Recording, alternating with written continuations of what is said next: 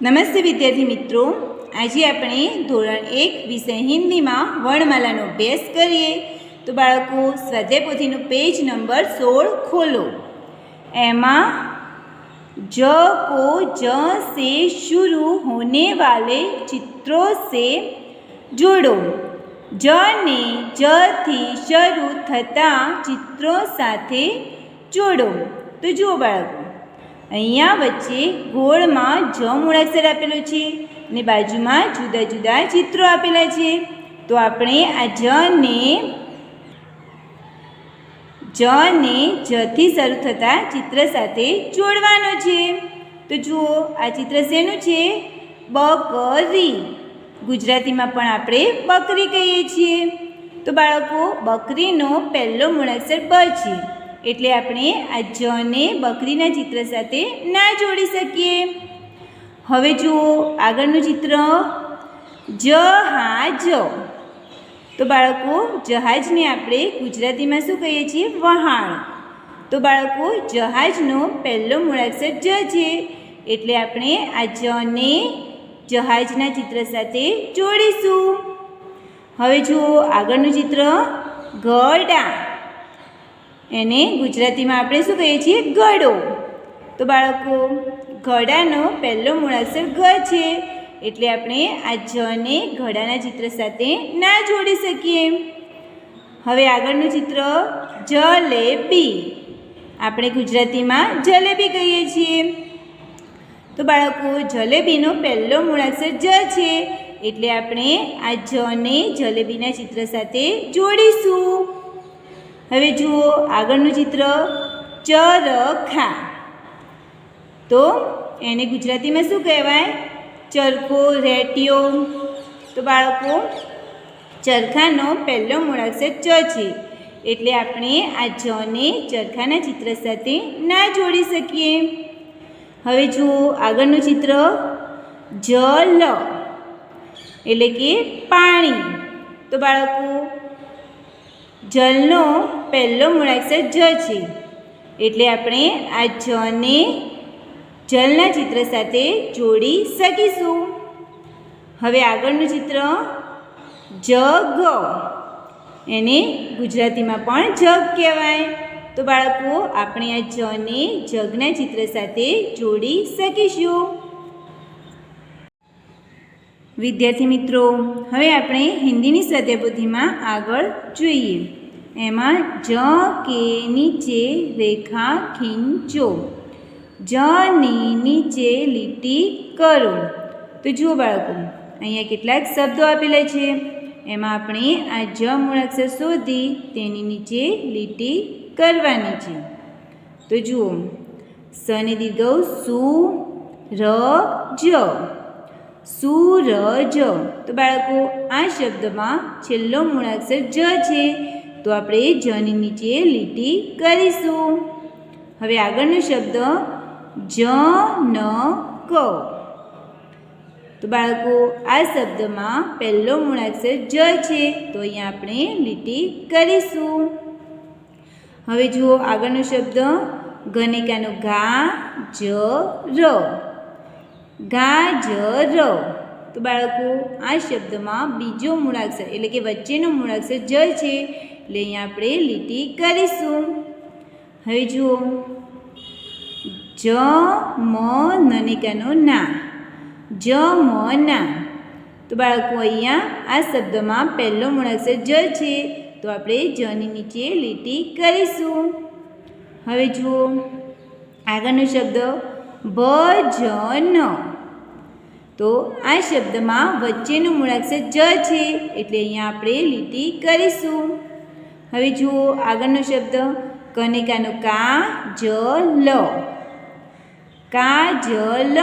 આ શબ્દમાં વચ્ચેનું મૂળાક્ષર જ છે, એટલે અહીંયા આપણે લીટી કરીશું. હવે વિદ્યાર્થી મિત્રો, આપણે આગળ જોઈએ.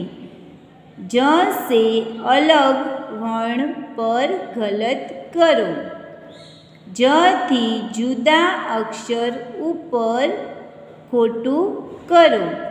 તો બાળકો જુઓ, અહીંયા કેટલાક મૂળાક્ષરો આપેલા છે, એમાં આપણે આ જ મૂળાક્ષર ઉપર નહીં પરંતુ જુદા મૂળાક્ષર ઉપર આ ખોટાની નિશાની કરવાની છે.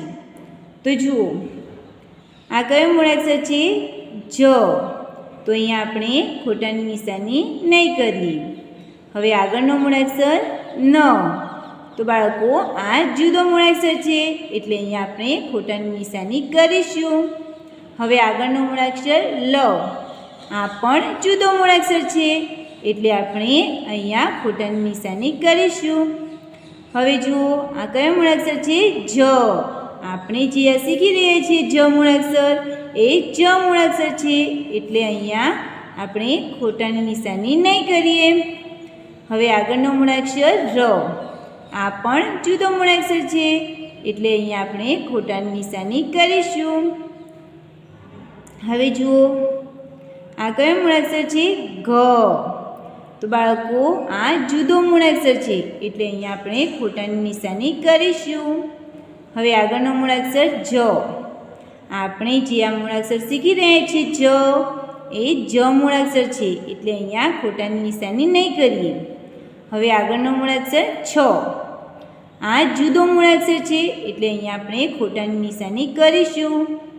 હવે આગળનો મૂળાક્ષર અણ. આ પણ જુદો મૂળાક્ષર છે એટલે અહીંયા ખોટાની નિશાની કરીશું. હવે જુઓ આ કયો મૂળાક્ષર છે? જ. આપણે જે શીખી રહ્યા છીએ એ જ મૂળાક્ષર છે એટલે આપણે અહીંયા ખોટાની નિશાની નહીં કરીએ. હવે આગળનો મૂળાક્ષર તો જ મૂળાક્ષર છે એટલે અહીંયા પણ આપણે ખોટાની નિશાની નહીં કરીએ. હવે આગળનો મૂળાક્ષર તો વ. તો આ જુદો મૂળાક્ષર છે એટલે આપણે અહીંયા ખોટાની નિશાની કરીશું. હવે જુઓ આ કયો મૂળાક્ષર છે? જ. તો આપણે જે શીખી રહ્યા છીએ એ મૂળાક્ષર છે એટલે આપણે અહીંયા ખોટાની નિશાની નહીં કરીએ. હવે આગળનો મૂળાક્ષર બ. તો બાળકો આ જુદો મૂળાક્ષર છે એટલે અહીંયા આપણે ખોટાની નિશાની કરીશું. હવે આગળનો મૂળાક્ષર સ. આ પણ જુદો મૂળાક્ષર છે એટલે આપણે ખોટાની નિશાની કરીશું. વિદ્યાર્થી મિત્રો, હવે આપણે હિન્દીની સ્વાધ્યાયપોથીમાં આગળ જોઈએ. એમાં પઢો ઓર લીખો એટલે કે વાંચો અને લખો. તો જુઓ બાળકો અહીંયા શું લખ્યું છે? ગુલાબી રંગથી જ મૂળાક્ષર લખ્યું છે અને લને એકમાત્ર લે, બને દીર્ઘાય બી. જલેબી. તો જુઓ બાળકો આ ચિત્ર શેનું છે? જલેબીનું. આપણે ગુજરાતીમાં પણ જલેબી કહીએ છીએ.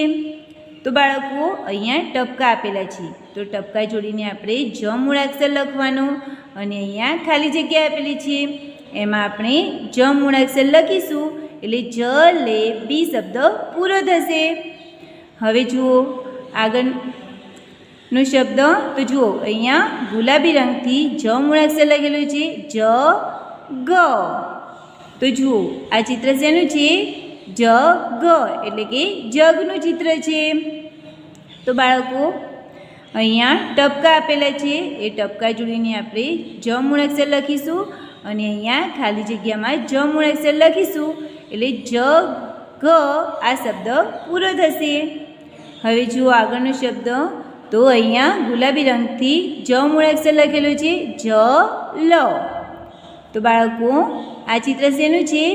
તો જલ એટલે કે પાણીનું ચિત્ર છે. તો બાળકો અહીંયા ટપકા આપેલા છે તો ટપકા જોડીને આપણે જ મૂળાક્ષર લખીશું અને અહીંયા ખાલી જગ્યા આપેલી છે તો ખાલી જગ્યામાં આપણે જ મૂળાક્ષર લખીશું એટલે જ લ આ શબ્દ પૂરો થશે. હવે જુઓ આગળનો શબ્દ જ હનિકાનો હા જ. તો બાળકો અહીંયા ગુલાબી રંગથી જ મૂળાક્ષર લખેલો છે તો જ હા જ. તો બાળકો જુઓ આ ચિત્ર શેનું છે? જ હા જ એટલે કે ગુજરાતીમાં આપણે શું કહીએ છીએ? વહાણ. તો બાળકો અહીંયા ટપકા આપેલા છે એ ટપકા જોડીને આપણે જ મૂળાક્ષર લખીશું અને અહીંયા ખાલી જગ્યા આપેલી છે તો તો ખાલી જગ્યામાં આપણે જ મૂળાક્ષર લખીશું એટલે જ હા જ શબ્દ પૂરો. વિદ્યાર્થી મિત્રો, હવે આપણે હિન્દીની સ્વાધ્યાયપોથીમાં આગળ જોઈએ. शब्द में से ज ढूंढ कर उस पर गोला बनाओ. શબ્દમાંથી જ શોધી તેના ઉપર ગોળ બનાવો. તો જુઓ બાળકો, અહીંયા કેટલાક શબ્દો આપેલા છે, એમાંથી આપણે આ જ મૂળાક્ષર શોધી તેના ઉપર ગોળ કરવાનું છે. તો જુઓ, અહીંયા ઉદાહરણ આપેલું છે. જ બનિકાનો બા ન, જ બા ન.